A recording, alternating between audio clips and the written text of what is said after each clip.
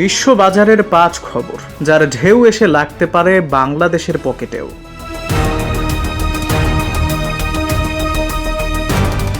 ইরানকে ঘিরে যুক্তরাষ্ট্রের নিষেধাজ্ঞা আর পাল্টা হুমকিতে আবারও অস্থির তেলের বাজার।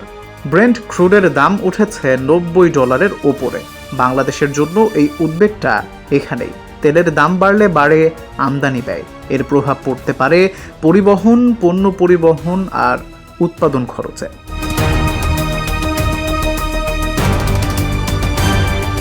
জ্বালানি বাজারে আরেক চাপ এলএনজি সরবরাহ।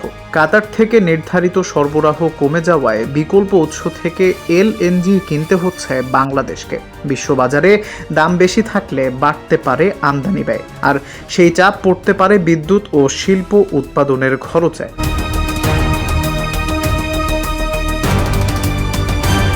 বিশ্ববাজারে সোনার দামও বাড়ছে। ভূরাজনৈতিক অনিশ্চয়তায় নিরাপদ বিনিয়োগ হিসেবে বাড়ছে সোনার চাহিদা।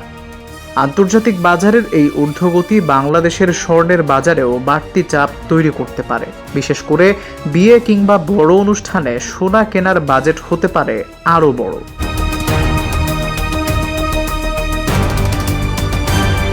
কৃষ্ণসাগর অঞ্চলে শস্য সরবরাহ নিয়ে নতুন উদ্বেগ তৈরি হয়েছে।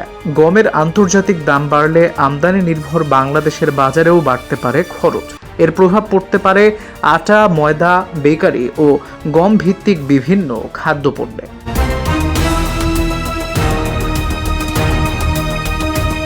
সব শেষে ডলার। আন্তর্জাতিক বাজারে নানা অনিশ্চয়তায় ডলারের গতিবিধিও এখন নজরে।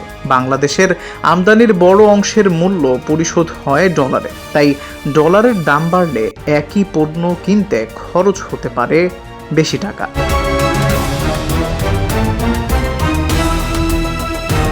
তেল, গ্যাস, সোনা, গম আর ডলার আন্তর্জাতিক বাজারের 5 আলাদা গল্প। কিন্তু বাংলাদেশের মানুষের জন্য প্রশ্ন একটাই, বিশ্বের এই অস্থিরতার কতটা চাপ এসে পড়বে মাসের বাজারের ব্যাগে?